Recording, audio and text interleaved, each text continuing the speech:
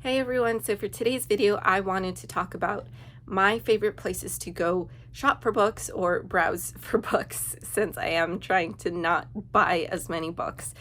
But yeah, I've definitely improved, I feel, but it's still a work in progress.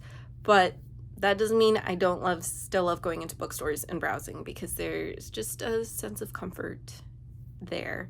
But yeah, I love that I live in New York City and there are so many bookstores all over the place. I'm not even going to be able to talk about them all, but I'm going to focus on the ones that I shop at more frequently and shout out other ones that I have visited and really like and recommend.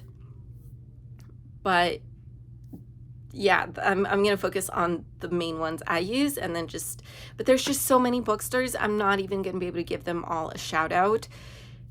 The nice thing about living in New York City is that there are bookstores all over the place, and they vary from used bookstores, rare books bookstores, specialty bookstores, just all kinds of independent bookstores that I absolutely love and wish I could visit them all. And then there's some that I didn't even know exist and I kind of just bump into them. So just yesterday was an example. I had an audition down on Mercer Street, and I went into the building and I look across the street and I see Mercer Street Books. I've shopped there once before. That's actually where I got this copy of King Lear that I have back there. Yeah, I had shopped there so long ago, completely forgot that it existed. And then I went to my audition yesterday and I was like, Mercer Street Books, I've been there. What a pleasant surprise. It's always so nice to bump into a bookstore that you forgot about and rediscover it all over again. So yeah, just way too many to mention, but these are my favorites, the ones I go to most frequently. So I visit Word Up Community Bookstore a lot. So it's a combination of new and used. They mainly have used books. It's a community run bookstore, so they rely a lot on book donations. They do have some new books that they have in stock. There aren't that many though, but you can order from their website if there is a new book that you're interested that they don't have in stock, and you can help them out that way. But Word Up Community Bookstore is so cute. It's this tiny little shop, and yeah, it has a lot of used books, as I said, mainly, and it's also a great place to donate your books. I've never donated my books there. I usually, if there's books I want to donate, I leave them at little free libraries or somewhere, or hide them somewhere on like the subway so that someone can find it unexpectedly and come across it.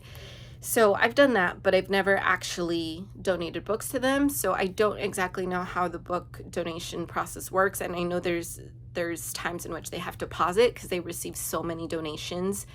But I really like Word Up Community Bookstore and their sister store, Recirculation, which I haven't been to in a while because I never know what their hours are. I tried going once last year and I double checked the times and then I went and it was closed. So yeah, and that one's also a little bit more of, it's not hard to get to, but it's a little bit more of a maze to get to than Word Up. But anyway, so Recirculation started during the pandemic. I would want to say either 2020 or 2021, and the way it got started was actually a volunteer who volunteered at Word Up. Again, Word Up is a community bookstore. It is volunteer led. Anyone who works there is just a volunteer. So there was a volunteer who volunteered at Word Up, and unfortunately he did contract COVID and ended up passing away from it. And he had a huge collection of books and records and plays and just all sorts of things that it's called Recirculation because it was his goal to recirculate this back into the community. So Recirculation was supposed to be a temporary pop-up, and now it's more of a permanent thing. They've expanded it, and there's actual, they're starting to have like community events there and stuff, so it's really great. But that's how it started off. I haven't been there in a while, but since it is Word Up's sister store, I wanted to mention it. The next bookshop that I frequent a lot, and I want to say it's my favorite in New York City. I don't know why. I just really, really love this bookstore, and that is McNally Jackson Books. They have 3 locations. They have one, they just moved, actually. I was about to say they have one on in Soho. It was a few blocks from Nolita, but they moved. It's a little, the location's a little bit, it's not where it used to be. I've only been to the new location once, and it took me a while to realize I was even in a new location. It's been a while since I've been there. But they have 3 locations. They have the one in Soho area, that area. They have one in the Rockefeller Center area, and then they have one in the South Seaport District. And yeah, I don't know what it is about McNally Jackson. I just really, really love that bookstore. And I would say if I'm traveling to go to a bookstore, it's usually going to be that one. But I still really like all the other bookstores that I'm going to mention. But I don't know what it is about McNally Jackson that I just absolutely love. The next bookstore that I frequent a lot is Strand Books. I feel like Strand Books is kind of everyone's introduction into the independent book scene in New York City, because it is so well known and famous. It's pretty famous. And that one is by Union Square, and it's known for its 18 miles of books. I believe I got that right. But they have, the top floor is the rare book room, and then their second floor is like the kids section and their arts and fashion section, and then they have all sorts of used books outside that you can browse. They have the basement area. So yeah, it's 18 miles of books. That's kind of their slogan. And yeah, that used to be my favorite independent bookstore, and then McNally Jackson. Again, I can't really tell you why McNally Jackson kind of took over as my favorite, but it did. And I still really like Strand Bookstore. I just don't visit it as often as I used to. So yes, highly recommend Strand Bookstore. The next place where I buy a lot of my books, or I guess I haven't, I should clarify, I've only been there twice, but I really, really like it, and I'm hoping to go there a lot more frequently.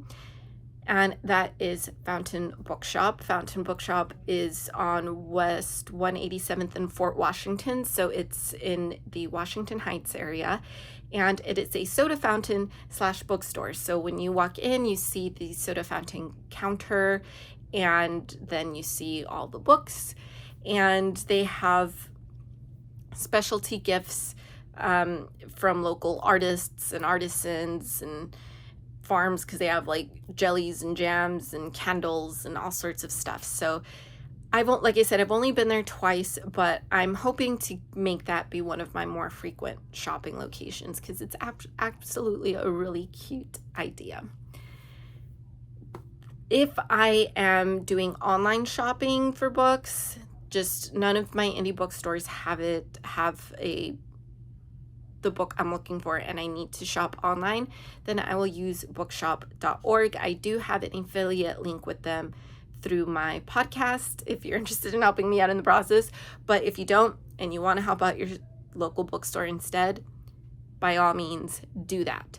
So bookshop.org, if you haven't heard about it for some reason, it's this really great online bookstore that donates, or part of every book purchase goes to support a local independent bookstore of your choosing. If you don't have a bookstore that you want to support, it'll be based on your location, and they'll give money to the independent bookstore that's closest to you.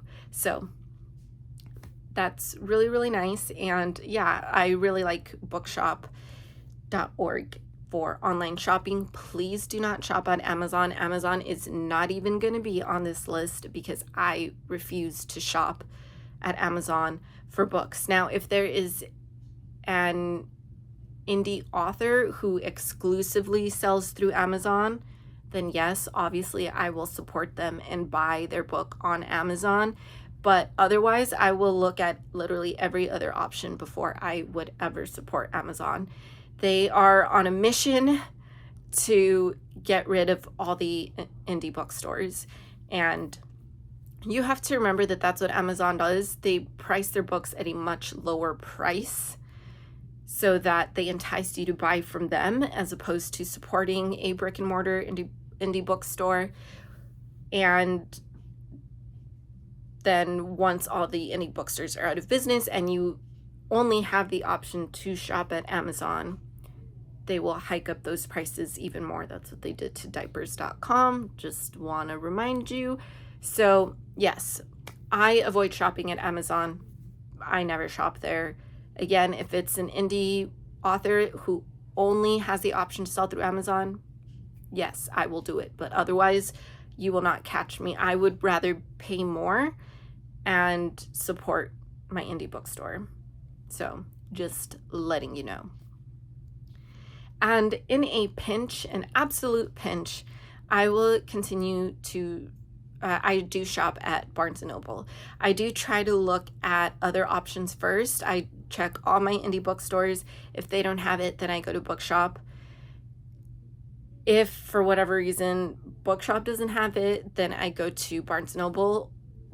If I need something more immediately, so like if none of my indie bookstores have a physical copy and I don't have time to wait for it to be shipped, then I will shop at Barnes & Noble. So that is like my absolute last resort. There are so many Barnes & Noble locations in New York City as well, but I try to support my indie bookstores before I support Barnes & Noble.